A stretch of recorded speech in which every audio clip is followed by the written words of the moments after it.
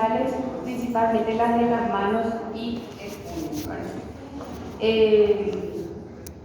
Entonces, como definición, poliartritis crónica caracterizada por una inflamación sinovial persistente, o sea, es crónica, o sea, mayor a 6 semanas, pero es que sí, la evolución natural de la artritis reumatoidea es que va a llegar a la erosión cartilaginosa, erosión ósea y por lo tanto a posteriores deformidades ya de forma irreversible. Es por eso muy importante que acá desde el primer diagnóstico de la enfermedad nosotros ya utilicemos ciertos medicamentos que van a ir, ¿cuál va a ser mi objetivo? Es retrasar lo más posible la llegada de estas enfermedades. Lo que yo quiero es la funcionalidad del paciente o la paciente.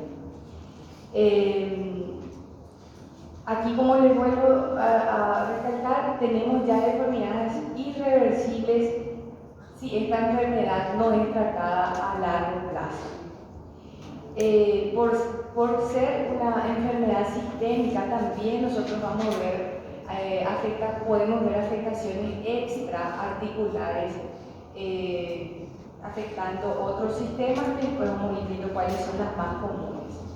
Pero la presentación más típica es la poliartritis de forma erosiva, que lo diferencia del lupus, principalmente de las articulaciones de las manos y puños.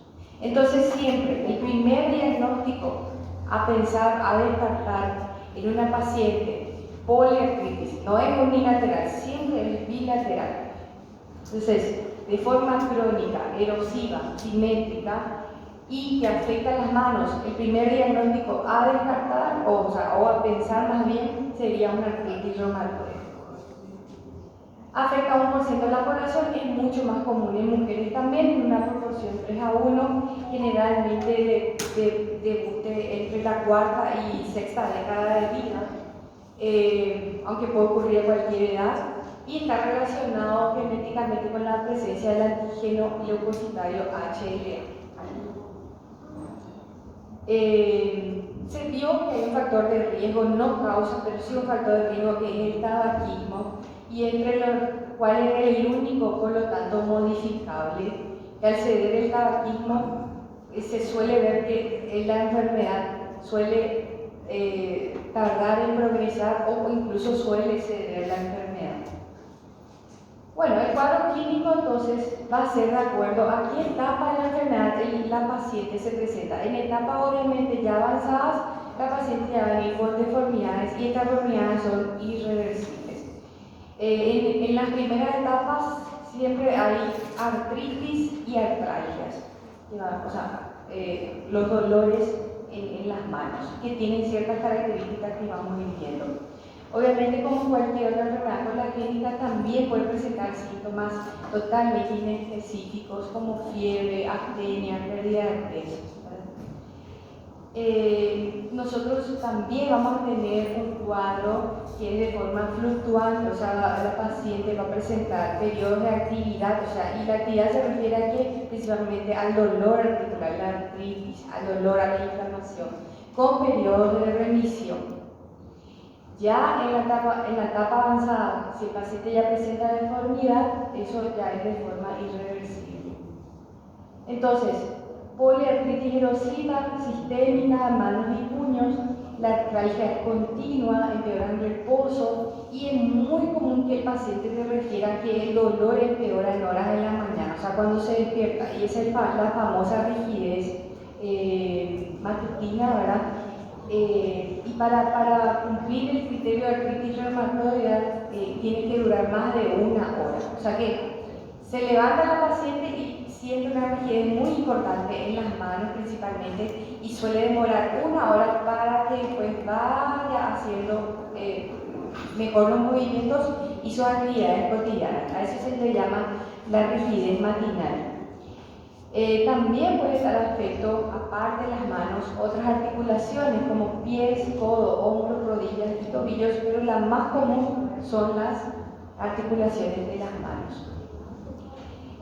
Si hablamos específicamente a qué articulaciones afecta, en las manos afecta las metacarpofalángicas y las interfalángicas proximales, general de las distales no. Y luego vamos a ver que si ya hay deformidad, las famosas imágenes en cuello de cisne u otras, de acuerdo a qué articulación va afectando. Aquí el órgano diana es la membrana sinovial, o sea, nosotros tenemos anticuerpos contra la membrana sinovial. Como había dicho, puede afectar a cualquier órgano, pero lo más común siempre es en manos. Incluso tener en cuenta que también puede afectar la columna, principalmente la cervical, articulaciones como temporomandibulares, cricoaritenoides y esternoclavícula. Afectación de la columna lumbar, torácica y sacroilitis no es esperado, pero puede haber afectación. Entonces, como había dicho, las manos son las articulaciones más afectadas, donde puedo ver de atrofia muscular interósea, entre las articulaciones, hasta el famoso de pulgar en Z o el famoso cuello, dedo en cuello de cisne, ¿sí? Y las deformidades son en todas las articulaciones, ¿sí? Porque después vamos a ver, si vamos a comparar con gota puede dar una deformidad en una o dos articulaciones nomás, pero en la artritis reumatoidea es simétrica en todas las articulaciones de las manos. Bueno, podemos tener dedo en botonera, si es que mi falange se dirige para arriba, luego tengo dedo en martelo, o martillo, de acuerdo a cómo queda la afectación y vamos a decirle, la deformidad, pero lo más común es el famoso dedo en cuello de cisne. Bueno, esas son las manifestaciones articulares. Por ser una enfermedad sistémica, así al igual que el lupus, también yo puedo ver extraarticulares. Entre las extraarticulares, el más común es una alteración cutánea también.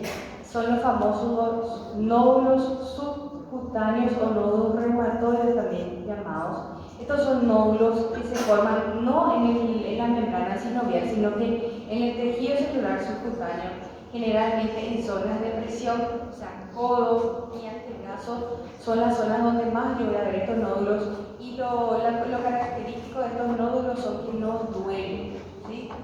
Hacen un crecimiento en el tejido celular subcutáneo. Puedo tener otras alteraciones, son menos comunes que en el lupus, pero puede afectar también el sistema vascular, ocular, pulmonar, cardíaco y hematológico. Por deberse a una enfermedad crónica, se suele ver una anemia crónica y bien tolerada por el paciente.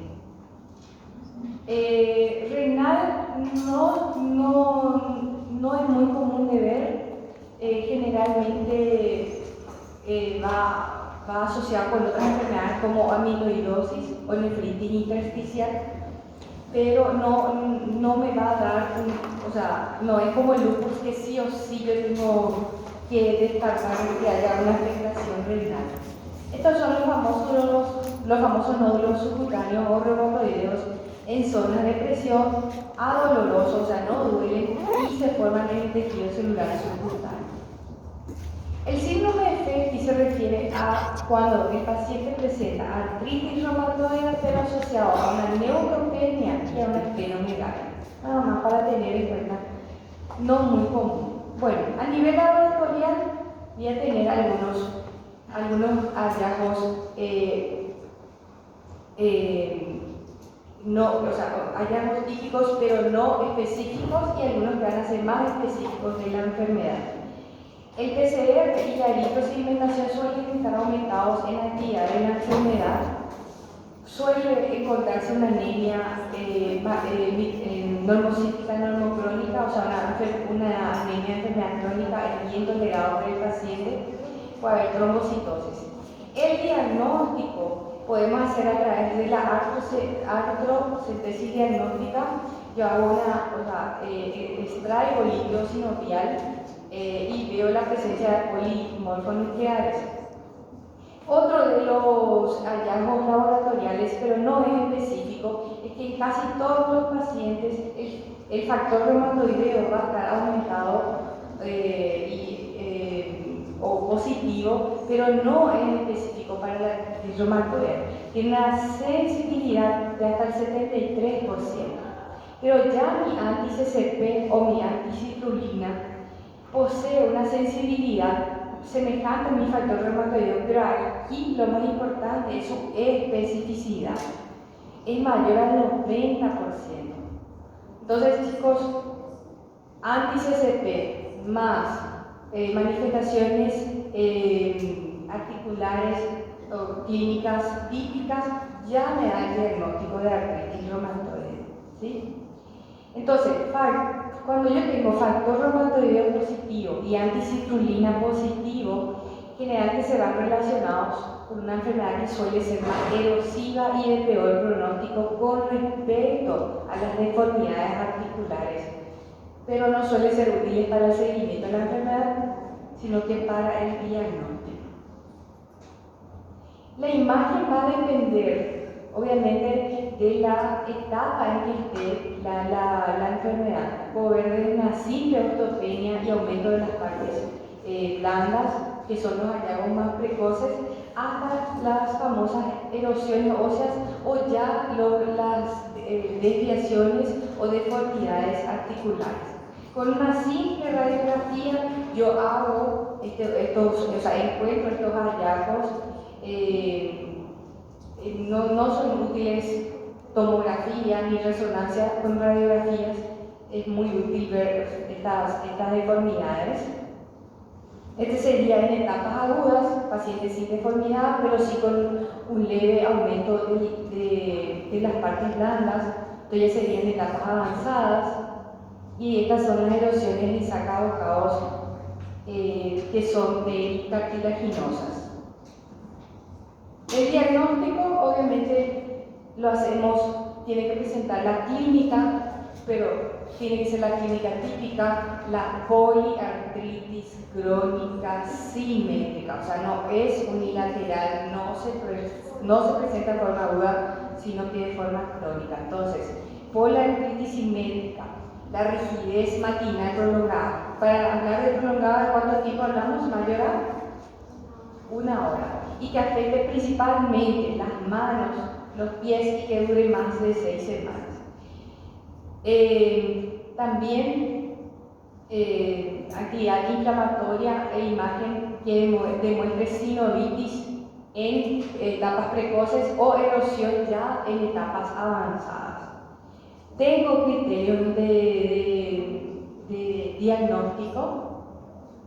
Este es el más utilizado: la rigidez articular prolongada mayor a 1 hora, afectación poliarticular de por lo menos 3 articulaciones simultáneas, afectación de la articulación de la mano por sí sola es un criterio diagnóstico aislado, la distribución que sea simétrica, o sea bilateral, los nodos reumatoides, el factor reumatoide positivo es un factor, es un criterio diagnóstico, y las alteraciones radiológicas como lesiones u osteoporosis.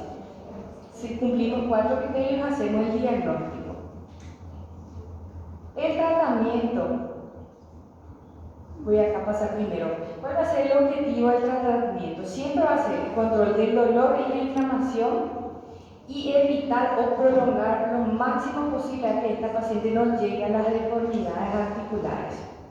Entonces, yo tengo 3 pilares principales: analgésicos o AINES, los corticoides y los FAMES.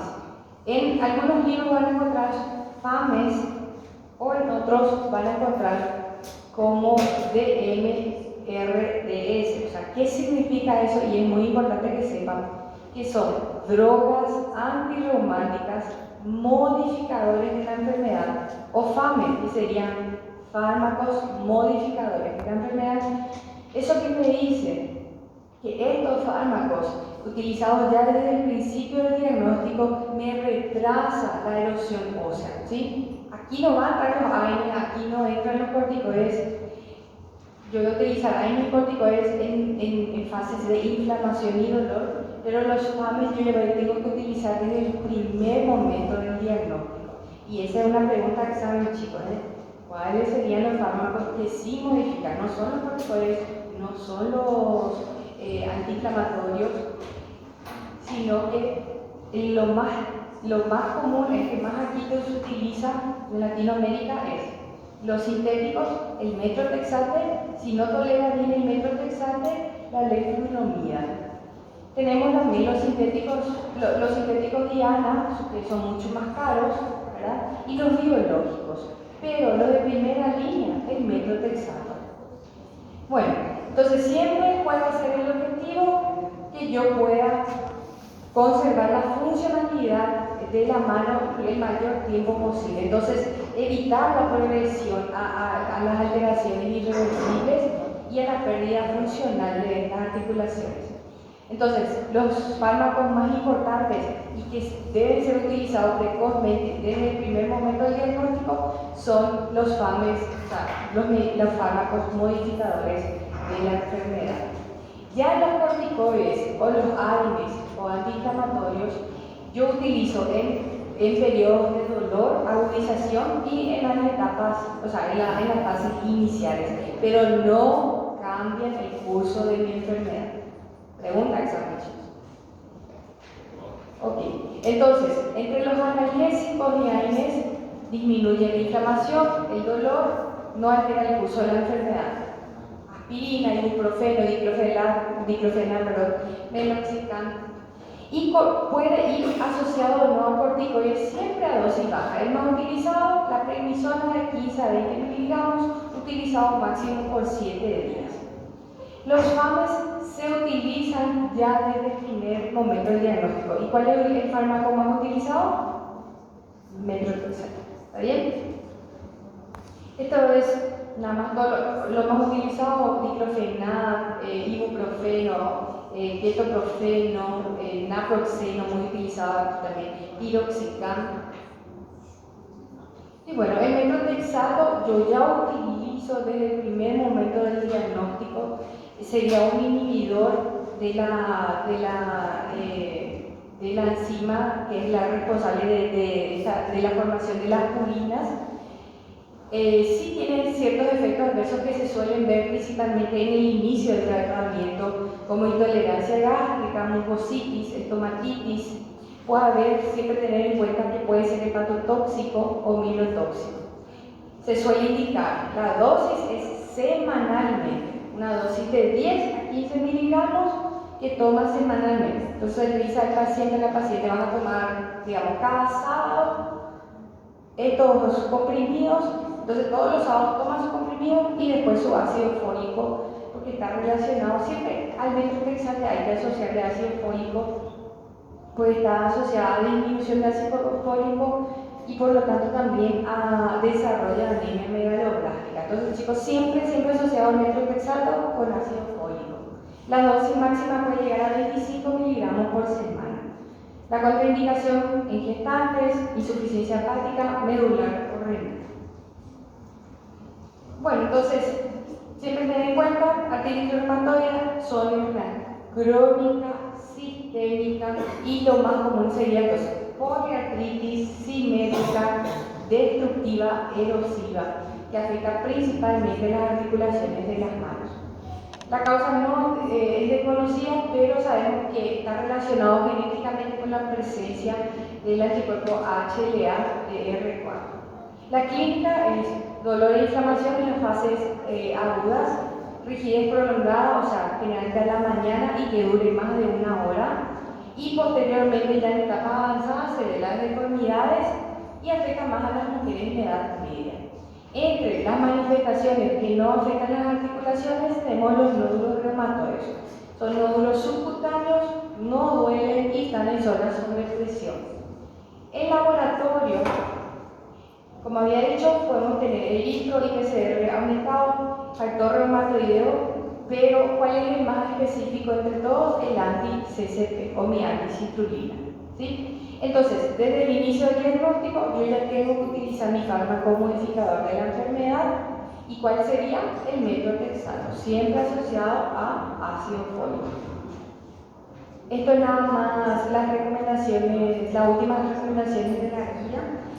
Utilizamos en lo posible, siempre primero el methotrexato, tolera bien por 6 meses, de forma continua, ya de por vida lo utiliza. No tolera, paso a la segunda línea, que serían los sintéticos más avanzados. También tolera por 6 meses, continúo, o si no tolera, paso a los biológicos, que son mucho más caros. Aquí en Paraguay creo que no tenemos las interleucinas, o sí, hay, creo que hay que traer la Asunción. Cuando no van respondiendo a la primera y a la segunda línea. O sea, pero siempre iniciar con methotrexato. Y en eso, chicos. ¿Alguna pregunta? Bueno, ya voy terminando. Gota y ya terminamos.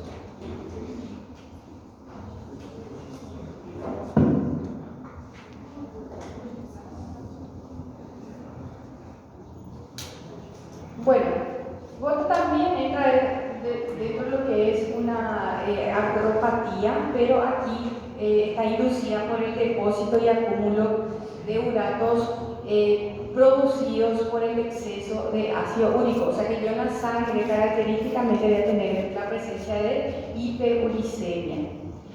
Generalmente estos pacientes también van intercalados periodos sintomáticos con asintomáticos, o sea, periodos de dolor o periodos de rendición. La enfermedad no tratada lleva a deformidades porque hay depósitos de grandes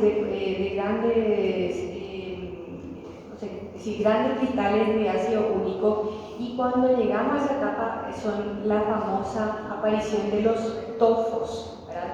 Que serían los depósitos cristales subcutáneos, y ese sí puede conllevar a ciertas deformidades, al igual que la artritis reumatoide, pero esto puede afectar una o dos articulaciones, no es simétrica como la artritis reumatoide de todas las articulaciones. Y recuerden que puede inducir también nefropatía. Cuando digo insuficiencia renal crónica, recuerden una de las causas intrínsecas endógenas era el aumento de ácido úrico. Es más común ver en hombres, ¿sí?, de 3 a 8 por cada mujer. Generalmente aparece a partir de los 30 años y aumenta con la edad, y está muy relacionado con síndrome metabólico, tabaquismo, obesidad, sobrepeso, o sea, mala alimentación del paciente. En las mujeres principalmente ocurre en su periodo de posmenopausia. Como había dicho, se asocia mucho a la mala alimentación, o sea, pacientes con obesidad, síndrome metabólico, sedentarismo. Y 40% generalmente de los pacientes tienen antecedentes familiares de gota. Entonces, a nivel de la sangre, ¿qué es lo que yo voy a tener? Una hiperuricemia, un aumento de ácido úrico. Yo puedo clasificar la hiperuricemia primaria y la secundaria. La primaria idiopática es cuando yo identifico una hiperuricemia, pero no identifico una condición o un disturbio como la causa de la hiperuricemia. Ya la gota secundaria se relaciona a neoplasia hematológica, muy común ver por la degradación celular, aumento del ácido úrico, uso de ciertos medicamentos, estrés postquirúrgico, psoriasis, entre otros. Entonces, ¿por qué es que tenemos una hiperuricemia? Podemos tener dos causas. Yo tengo una hiperproducción o tengo una hipoexcreción, o sea, mi cuerpo no puede excretar el ácido úrico. Es el más común y se suele ver por eso mucho la gota en los pacientes renales crónicos, por su incapacidad de poder excretar el ácido úrico. La hiperproducción es de causa metabólica y va asociada a una dieta hiperproteica, o sea, todo lo que tiene mucha purina va a inducir a una hiperuricemia, o sea, principalmente la carne roja. Alcohol, fructosa, también está relacionado a estrés quirúrgico, quimioterápico. En la hipotensión, como he dicho, 90% se ve principalmente en los pacientes renales crónicos o combinado cuando yo tengo hiperproducción asociada a una hipoexpresión. La presentación clínica natural es desde una fase aguda gotosa hasta ya la formación y deformidad por presencia de tofos. Generalmente, esta es la historia natural si no se trata o no cambia su estilo de vida, y generalmente para llegar de la fase aguda a la fase tofasia puede llevar más de 10 años esta evolución. Entonces tenemos la fase de la artritis gotosa aguda, el periodo intercrítico que es asintomático y la fase de la presencia de los tofos. La fase gotosa aguda es una crisis, es muy importante la palabra, es una monoartritis, no tiene que ser precisamente simétrica como la artritis reumatoidea, generalmente una articulación de inicio súbito, generalmente empeora por la madrugada, afecta las metacarpofalángicas, puede afectar rodillas, tobillo, y generalmente el paciente suele relacionar que duele más posterior a la ingesta, o sea, después de un sexto, vamos a decirle, y después de 24 a 48 horas el paciente te refiere que empeora sus dolores, ¿sí? Entonces, generalmente te relaciona posterior a la ingesta excesiva de alcohol y proteínas y empeora en las fases agudas. Después el paciente entra en un periodo intercrítico, que sería el paciente asintomático, deja de doler, que puede durar de meses a años incluso. Ya la tercera fase sería la presencia de tofos en las articulaciones, que sería la gotofasia crónica. Eso es cuando la enfermedad no fue tratada desde el principio, yo no traté mi hiperglicemia o no cambié mi estilo de vida. En 10 años yo voy a tener tofo, así que cuídense chicos mucho con la carne roja también, ¿sí? Muchos sectores tampoco no, ¿verdad? Más o menos, bueno. Entonces, aquí ya la crisis, en esta fase la crisis ya ocurre con mayor frecuencia, pero a diferencia de la aguda, hoy ya puedo ver una pérdida funcional por la presencia de los tofos en las articulaciones. Como había dicho, para llegar a esta etapa generalmente se tarda 10 años desde la primera fase. Entonces, también puede haber lesión renal por una litiasis por uratos de ácido úrico o nefropatía. Sería además en las fases agudas. Estos son los tofos, y vieron cómo no es simétrico y no es que afecta a todas las articulaciones, sino que puede ser nada más un dedo o 2 dedos, ¿verdad? Estos serían ya en las fases avanzadas. El diagnóstico lo hago con la historia clínica compatible, ¿verdad? Con una artritis, está relacionado con una hiperuricemia a nivel sanguíneo, ¿verdad? Entonces, el diagnóstico lo puedo hacer con hallazgo de los cristales de ácido úrico pulsando el líquido sinovial, ¿verdad? O, en todo caso, no es que sí o sí tenga que ser el diagnóstico confirmatorio. Si yo no puedo pulsar al paciente, si tengo yo hallazgos de clínica compatible y alteración del líquido sinovial, ya puedo hacer el diagnóstico. O sea, yo tengo la clínica compatible y la hiperuricemia, principalmente en los periodos de crisis.